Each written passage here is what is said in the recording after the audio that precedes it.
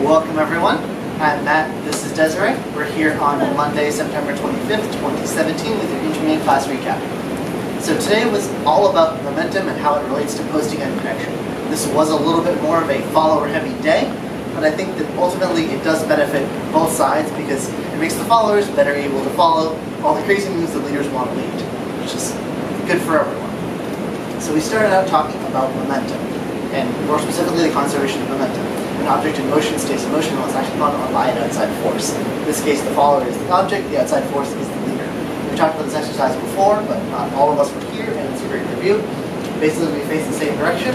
I, as a leader, give my followers some momentum, and ultimately, I take away that momentum by slowing them down and redirecting them. It is good to note that there's a difference between touching my follower, stopping my follower, and redirecting my follower. These are all three different feelings. There's also slowing down but not stopping, which is a little bit more complicated, but definitely something you can get into, especially when you're practicing this outside of class. This is a really great exercise. It doesn't really look at all like West Coast swing, though. So the next step is kind of to add it in within general pattern structure. We talked first about the left side pass. Basically, as a leader, all I'm doing is stepping back on one. This was really hard for many of the leaders, but I'm just going to step back on one, and I'm not going to do anything with my feet. Followers are going to take as long as they want, take however side steps they want. There's no timing right now, just to get to the end of the slot and feel like they're in connection. But we really stress that we don't want to lead out from this right away. It's not as soon as Desiree gets there, oh great, we can go again. Because we're learning, I want to take more time than maybe I need. So we're hanging out in this connection moment. Followers are going by, leaders are really just standing there. Eventually, followers get to where they need to be, and then we can go on with the next pattern.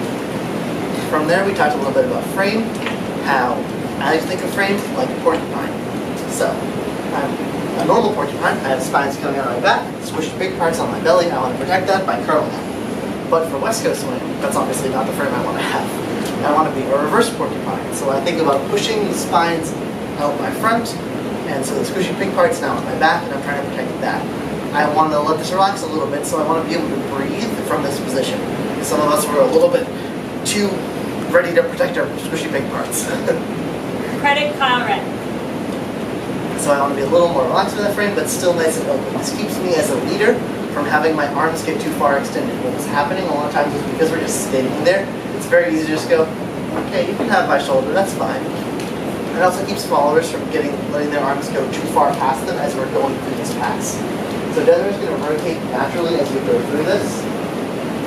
She's not going to let her arm totally cross in front of her and then flip around because she has to at the very end. From there, we talked about push break, and how this is a little bit trickier because there's two moments where we had this connection instead of just one. So leaders were now going to step back on one, followers are going to come forward until they can't go any further.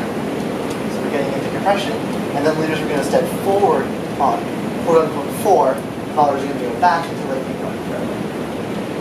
We really stress that for these moments, I want to have dynamic connection. So in order to produce dynamic or constantly moving connection, followers need to constantly be moving, especially when they're first learning it. So even though we're stopping here, I wanted the followers to keep their feet going, trying to push forward. Same thing when you're going backwards, trying to keep pushing backwards. That was all the general technique stuff we talked about. Then I tried to dance through actual patterns, trying to throw this in. It's super important for following a wide range of moves. It's also good for leaders to understand what the follower's part is and what the follower's part isn't. It's just all around good stuff to know. Thank you all for coming. Let's have fun and social dance. Thank you.